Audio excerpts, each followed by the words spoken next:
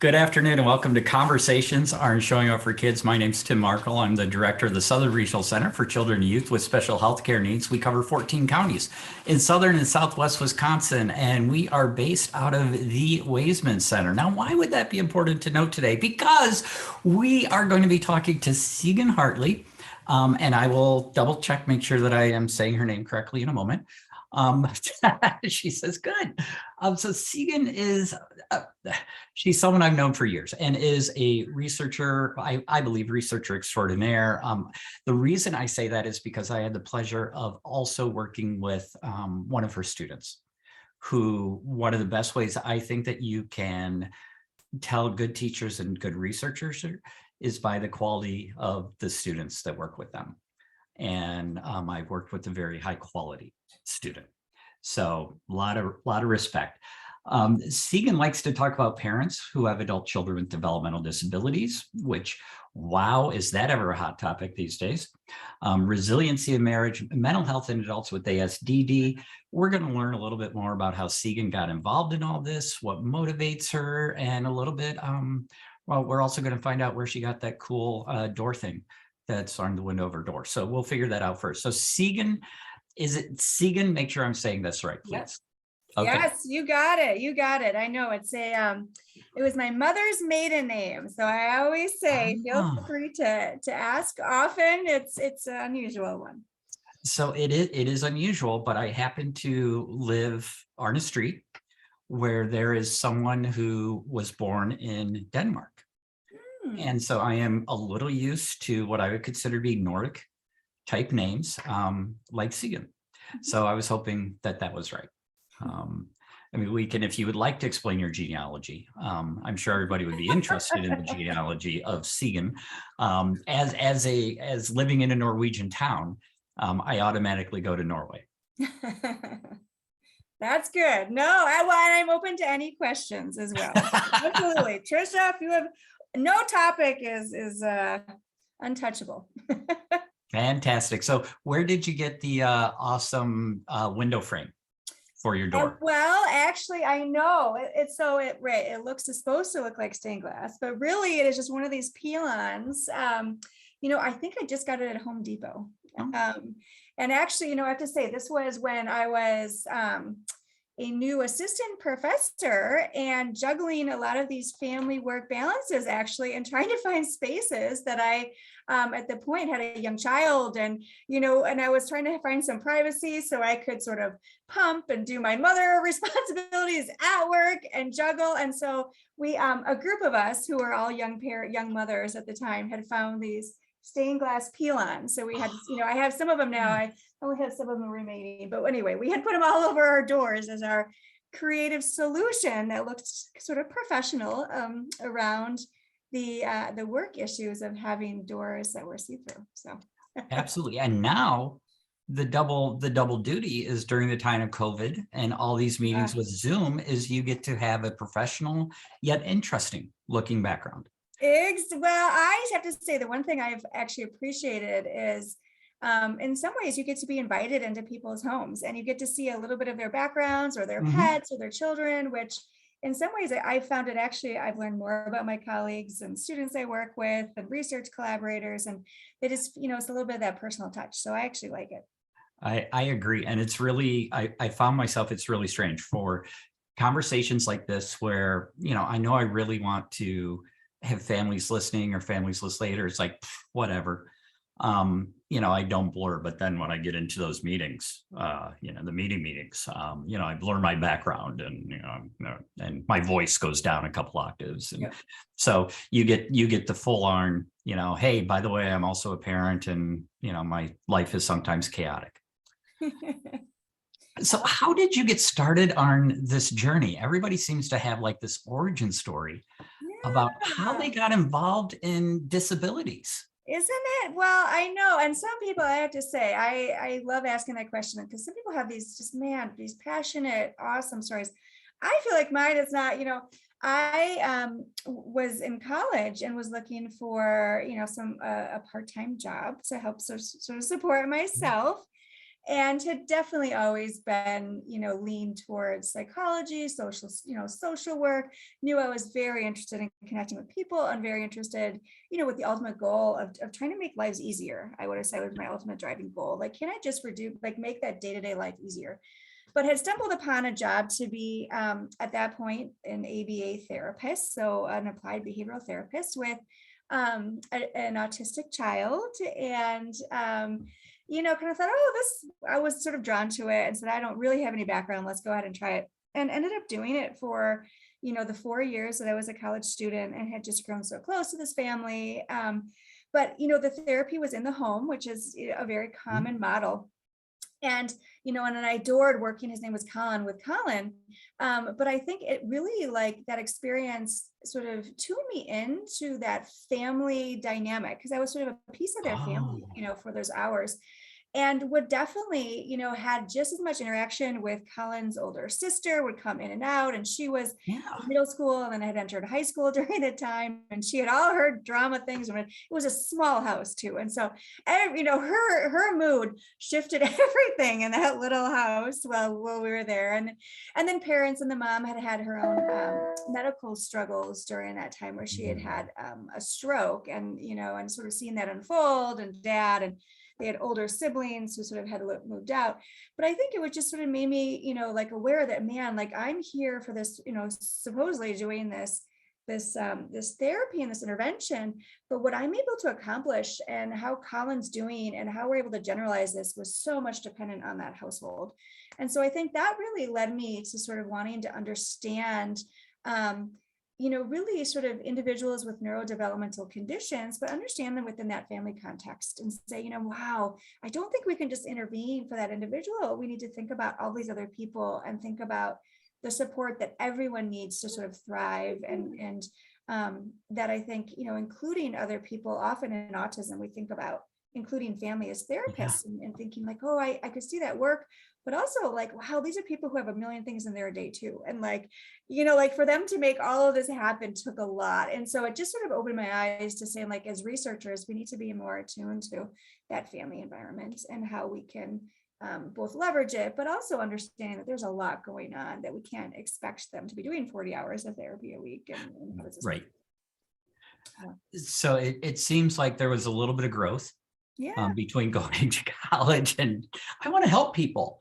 Yeah. And Yeah. then you had this experience and it put you on this research type track, which, research is one of those things that it means something slightly different to whoever you talk to, whatever their experience with research is, if they have any, is what they think about research. So how did you make the jump from, or might have not been a jump, my assumption, sorry about that. How did you make the addition of being on hands, wow, I really like working with this kiddo, working with this family, to, wow, I want to study how this Yeah. stuff happens? No, it's interesting. And I feel like, as over my career, I feel like I weave in and out of that sort of world a little bit at different times. I lean in more. So, one thing, it definitely, that college experience made me decide to become a clinical psychologist. So my graduate training is in clinical psychology, which at the time gave me that nice ability to say, hey, I still want to learn some of these actual sort of like applied sort of skills of directly assessing and working with families. But I also, just I think in what I was drawn to was very much drawn to sort of this idea of like, oh, we could research things, and that there's lots of ways of knowing. And I was drawn to that sort of certain, I think, way of knowing at the time, saying like, oh, I'm drawn to that. To me, that is helping me think about application and applied stuff. So I think I've always been someone who's sort of seen myself a little bit in both worlds.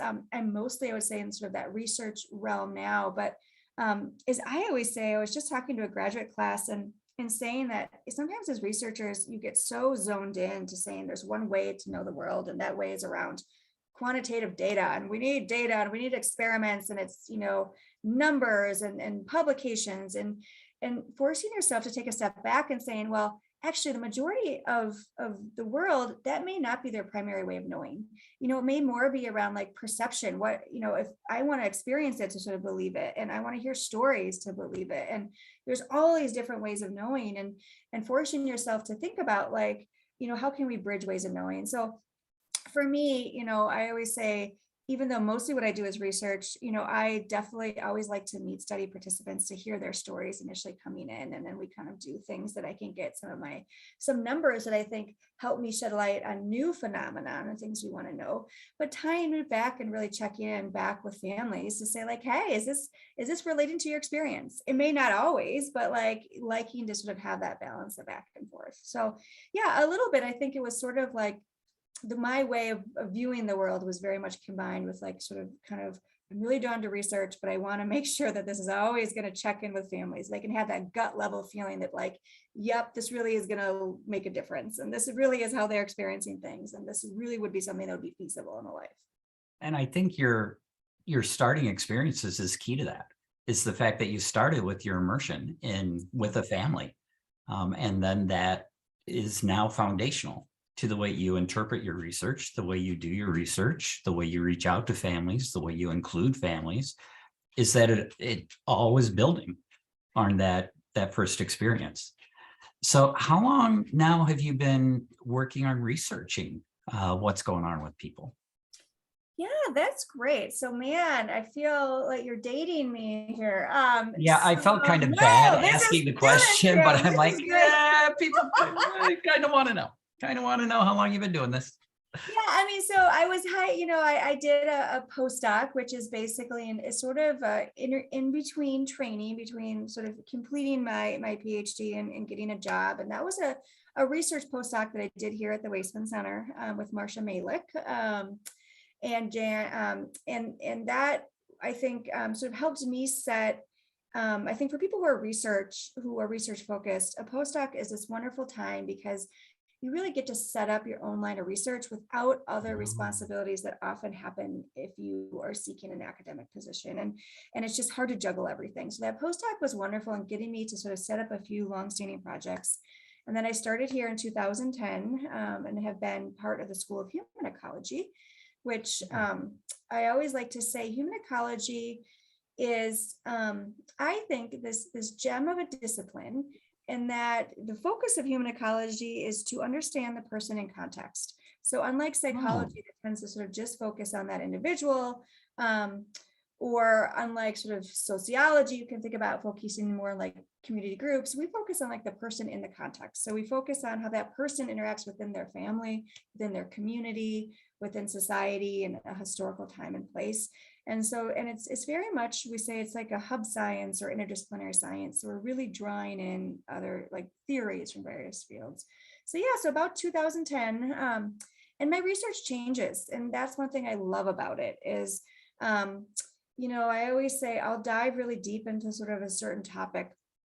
And then over time, sort of new questions emerge. And so then I'll kind of go after a different set of studies. And for me, it's a nice balance to sort of have a variety of research projects. So I study a lot on the processes of families of autistic adolescents and adults, and how we can think about that family system and making that family system thrive, because we think ultimately that's going to help the development and thriving of that individual with autism.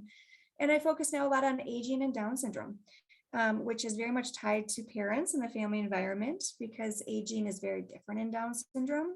They have accelerated aging, so they have accelerated cognitive declines. And so often you get this experience where the adult with Down syndrome is actually experiencing Alzheimer's disease and declines before their parent. And thinking about sort of, they're almost then kind of like aging together in those later years, and thinking about all the implications of that. So with your experience with knowing, studying, getting to know families with adult children with Down syndrome, as well as families with adult children with autism, I know that I assume, I don't know, in my brief little knowledge, the aging of the autistic population is something that is currently happening, and that for a while nobody was really looking at. And so I'm wondering, I don't know what I'm asking. It's a horrible thing when I'm talking to people, but I know we have this sort of this established knowledge of information with adults with Down syndrome. And we have this growing, emerging knowledge of people, autistic adults. What are you seeing any similarities, differences in the families, the way the families are doing, the support of the families? What have you learned about that, if anything, at this point? Yeah, no, and that's a great point. In that, I think for a long time, even the field of neurodevelopmental conditions was often housed in child psychology, right? Or housed in sort of programs that were focused on young childhood. And even if you think about who are the biggest funders of this research, typically it's like the division in NIH that funds child research, right? And so Mhm. I think there was this for numerous, decades, we've really focused on early development, and there's still a critical need. We still have new critical questions. But I think the idea that like, oh, wait, we don't know about the majority of the lifespan. And these are also important years for us to intervene and make sure we can support optimal quality of life. And the fact that that is shifting so much over time, and we really need to sort of help and figure out what are social policies that are needed. What does employment look like? How can we support it? Is huge in the field, and I would argue absolutely a critical need that we're finally seeing a little bit more researchers gravitate to that later lifespan. But yeah, I mean, so I would say there's definitely some sort of themes that I think are cross-cutting across conditions. When we think about families, we do think about, thinking about that transition out of high school into like sort of what adult life will look like. That often is kind of a point for families where often they do benefit and are seeking education, some support, because they don't have this like, oh, my child's gonna exit high school at 18, they'll go to college or they'll get a job. This is what it'll look like. They're going to move independently. I'll visit them once a month or whatever their image, right? That's just not, we don't have this blueprint, and it's not the same image. And so helping families, I think, plan for that and think about that and think about like, what does it mean? What is the optimal transition for your family? And it's going to look so different. So I think that's sort of a big piece. Often a lot of thinking about, what does it mean to transition to more independence at that? Is that the goal? Would this mean a group home? Would this mean living independently? If so, would there be a need for staff check-in? Or are they going to reside in that family for a while? And so where to live is a huge question. What to do is the other big question. So the beautiful thing that I've seen in my lifetime, in just of being in this research, is the emergence of college programs that are specifically targeting individuals with Down syndrome. Edgewood College is an example of that, but also autistic individuals, and are being really thoughtful about their programming around these groups. That is awesome to see because it begins to give a blueprint and option for individuals. Other than that, employment, and then adult day programs. So those are big questions, I think, for families of how this individual is going to use their time. How can I support it? And so we see that being huge. And then as you get into middle adulthood, it's often who do we want to be a guardian, if that's a question or a need. Transfer of care, is this going to be a sibling? So you often see families grappling with some decisions about how that should work. Who are they going to live with this sibling now? When does that transition happen? And then, like I said, often these are people who aren't on a typical developmental trajectory, right? Their development may look different because of genetic and biological reasons, but also lived experiences. And because of that, you often do get aging parents who are now still caregiving. And that is often not as typical, that they're caregiving for their adult son or daughter. And that can lead to sort of its own issues. And I think some of those issues, we get it in particular with Down syndrome because of Alzheimer's disease onset being in the 50s. But you see it for medical conditions and a host of other reasons for individuals with autism as well. So I know with your clinical background, this may be a weird sort of question to answer as a researcher, but I know there's this part of me that's like identifying from the heart with what you're talking about with these families. But I know that your research is also focused on identifying what is working well, what are some resiliency factors that are involved in families and that family unit where it's done in a respectful way to all members. And then there's also barriers that families have. And that sometimes research is about finding those resilient factors and identifying those barriers, or finding what's working, what's not working, and what's needed, which we're talking the larger group of people. So do you have any insight over the last 12 years that you've been working, especially at the Weisman Center, about what helps families do this resiliently? Yeah. Well, I think some of my lessons when, hearing that question made me sort of initially think that, one of our projects has been following about 200 families who had an autistic child, and following them for the last sort of 5 to 6 years or so. And exactly learning, we always sort of say like, this is a group that we want to partner with to understand like what makes some families be able to handle this seemingly really well and other families not, and what can we learn and what does it need at that broad level. So some of the things I think in that we've sort of learned is just that the well-being of parents is very much tied to the well-being of child, and that these are bi-directional processes. So I think there tends to in our field be this. Okay, hold on. Bi-directional processes. Could you explain a little bit what bi-directional processes is? Yeah. So in our research, we're very much a believer that that family members influence each other, but we believe these are bi-directional. So what that means is that it's not just the child influencing parent or the parent influencing the child, but actually we see both directions, and our research shows that. So we can look at that by looking at data across multiple time points, and we see that early on we tend to see that parent depression, for example, influences the child's behavior problems.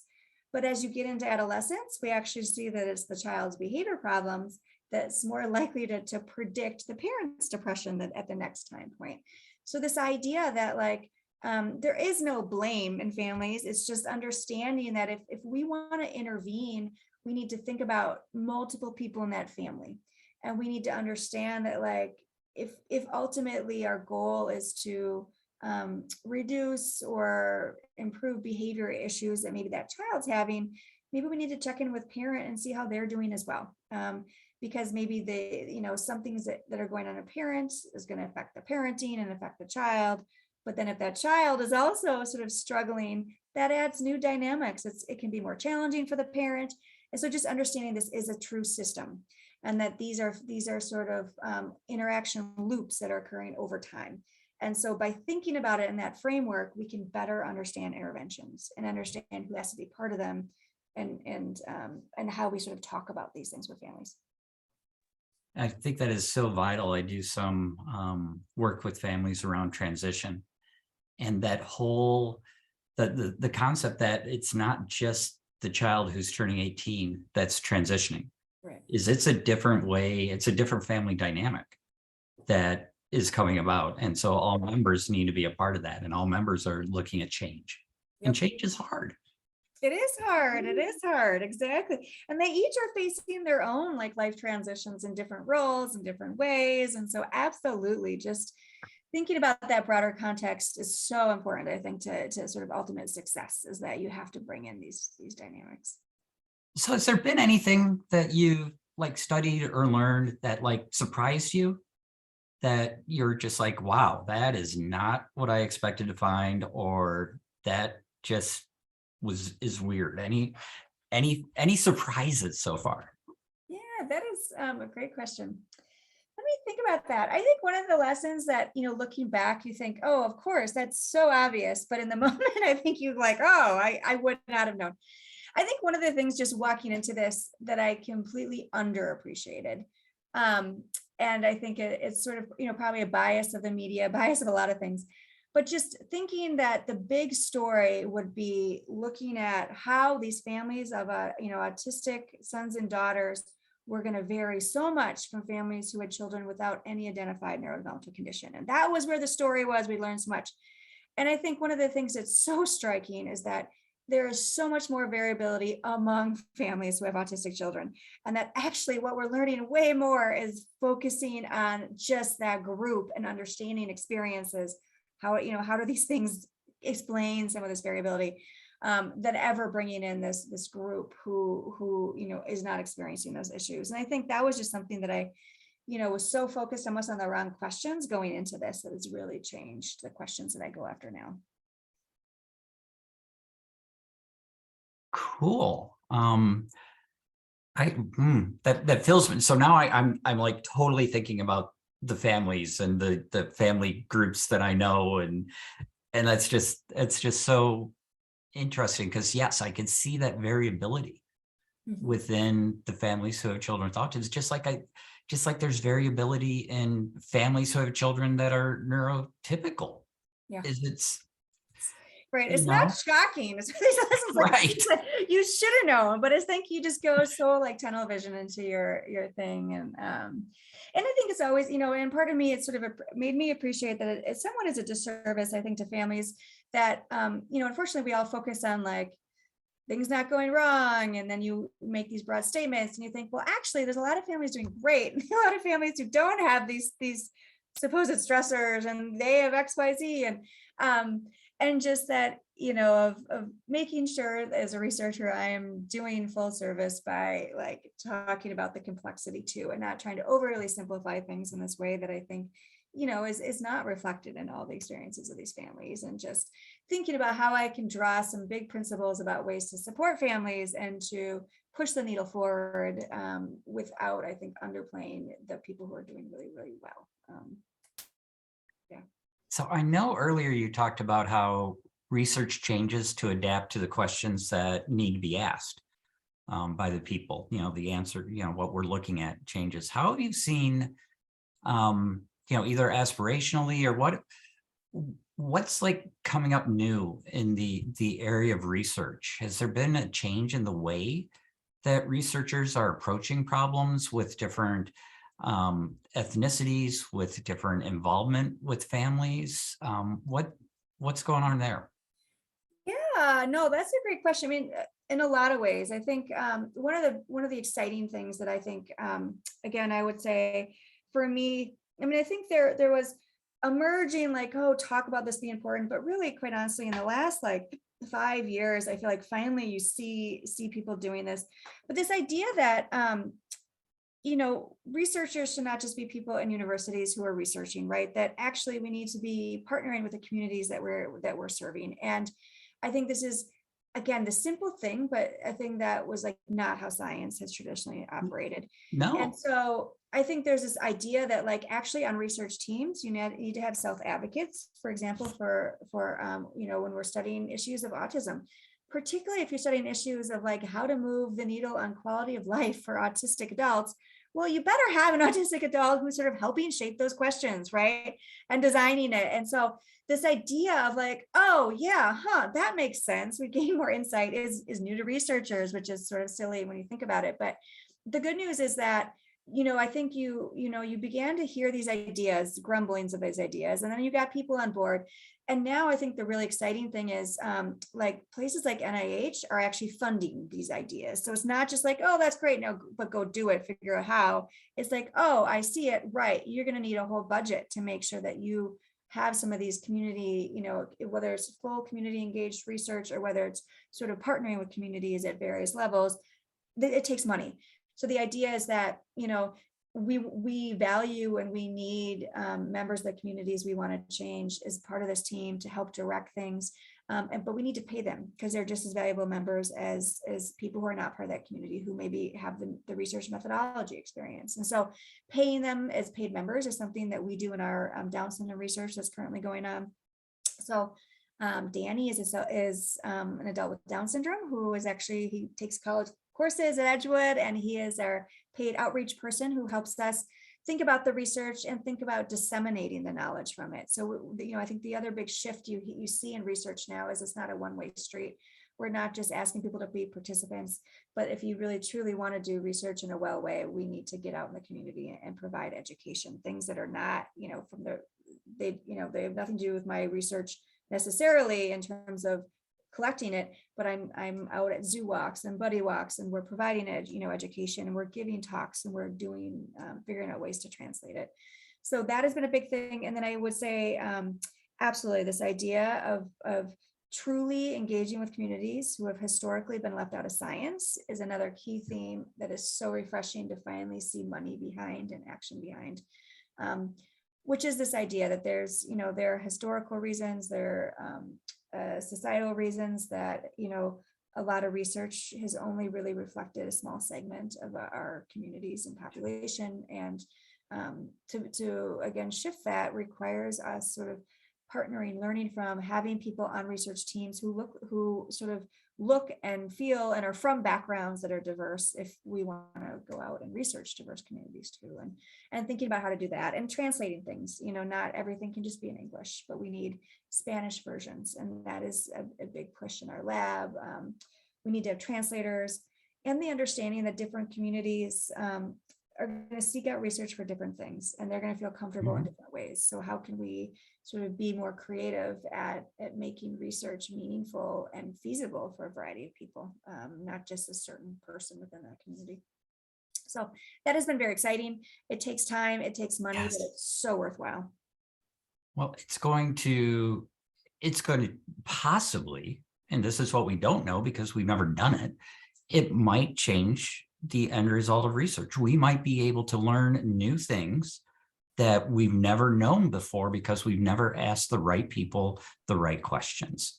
Absolutely. So I'm really interested in that. I'm also interested, if you would sign on to my petition to change tenure at major universities. This is my idea. Okay, so hold tight. So I know that a lot of tenure is still publish or perish and is, get invited to this society, that society. Besides published papers and speaking at large academic events, I think part of tenure should be going into the community and explaining people why your research matters and what difference is it making. And if you can't do that, then maybe you're not studying something that's important. Yeah. So that's my change in tenure is to put a community element into everybody's tenure. Of course, I'm not faculty, so I can say whatever I want about tenure.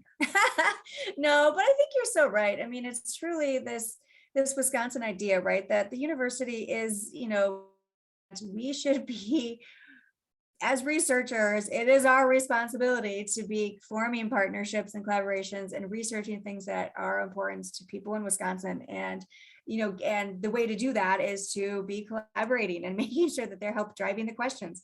They're driving the dissemination. They're the ones setting the agenda, right? And absolutely. So no, I love that, Tim. I think that would be an excellent idea. As have everyone give a talk on what is the end goal, like why are you doing what you're doing, like just what, help us understand X, and yeah, you can have a great research question, but we could come up with thousands of research questions. So why do the one you're doing? Yeah. Yep. And I think it's awesome that people get to go to Belgium and talk about their experiences, but I also want them to go to Beloit. Exactly. I like that idea. I think that's what I'm saying. A Wisconsin connection to get it out more into. Exactly. That's right. Well, I know that we do have some people that have joined us, so I do want to open up some space. If you are joining us live and you have any questions that you would like to ask Sigan, please feel free, or you can put them into the chat. But welcome. Glad that you're with us. Hi, Sigan. I just wanted to say hi and thank you for taking the time to chat with us today. I noticed the one thing that I was kind of drawn to was the resiliency in marriage. And obviously we know that there's a lot of added stress that comes along with parenting a special needs child, especially if you have one that will be a lifetime commitment. What strategies or resources have you found that are especially helpful for those people? Great question. Great question. One of the things that I think has come out that's always been, like you sort of have some certain findings just stick with you. But one of the findings I think that was so interesting is that we did a study where we had couples do a daily diary for, I think 14 days, and they had to just quick on their phone, or whatever, we gave them a device, just sort of quick check things that happened that day. And so the thing that actually differed between our couples who had an autistic child and couples who had children who were neurotypically developing was actually not in the number of negative couple interactions a day. They actually had very similar, but the difference was in the number of positive couple interactions in a day. So whereas these other parents were spending more time joking, checking in about their day, talking about a vacation or something they wanted to do in the future, just watching TV together, our couples with the autistic child, they weren't like arguing more, but in their day-to-day life, they weren't doing as many of those other things. And so this brings me back, because this is actually a, sort of, if you think about some of the early marital research, they always talked about that for every like one negative couple interaction you have, you need 7 positive, right? That in essence, it's like you're doing a whole lot to sort of be able to like have that negative to make it okay. So if you think about, parents of autistic children, I think one thing that you can sort of imagine is just, they often have a lot on their plates. And so often there is this sort of tendency to divide and conquer, where one parent is really engaged in paid labor, the other parent is really helping to navigate IEPs, therapy appointments, all these other stuff. And so they just get really busy. And so I think, whether it's just not having the time, or whether feeling emotionally drained or fatigued at the end of the day, they may not have those resources to then come together, to joke, to talk about their day, to talk about that dream vacation, to just watch a TV show together. So, one of the things that we sort of stressed from that is just the importance with families of recognizing that you have unique responsibilities and thinking about carving out, even if it's really short time to text somebody over lunch a funny joke, or time, to maybe come home 5 minutes before the kids come back from school to quick have a 5-minute, how was your day? Tell me one thing, to see if we can't build up the number of positive interactions at a daily level. That's great. Thank you. Yeah, and that makes me think, thank you so much for participating. This doesn't always happen. I'm so excited. So thank you so much. But it makes me reflect back on my own parenting, about how with having a 24-year-old with autism, there were times where it just really felt like a slog. Yeah. And everything was, what's the next problem, and put out the next fire and solve this. And all of those fun things that connected me with my wife at the beginning sort of got put aside. Yeah. And those things are sort of the fuel that helped me get through those harder times. But as life gets busier, they just tend to get set aside. So I really love that reminder. So thank you for finding out that what I think is scientifically valid. So well, there's a lot to write. You need findings that also have that face validity of like, yep, that checks out. Yeah. No, and I think in some ways, I always say it also dispels some of these myths, and that there is sort of suggestion that parents who have an autistic child are more prone to sort of having conflict and divorce, and I think there are those sort of big negative stories, but I think you also just have to focus on that day to day, and right, what are little things and things that focusing on the positive, I think is a meaningful story, and one that I think makes a lot of sense in terms of how to intervene. So yeah. All right. Well, we are nearing the end of our time together. Tricia, if you have any other questions, please raise your hand. Let me know. We'll get them in here. Appreciate that. But Sigan, I always like to end a little bit non-scientific.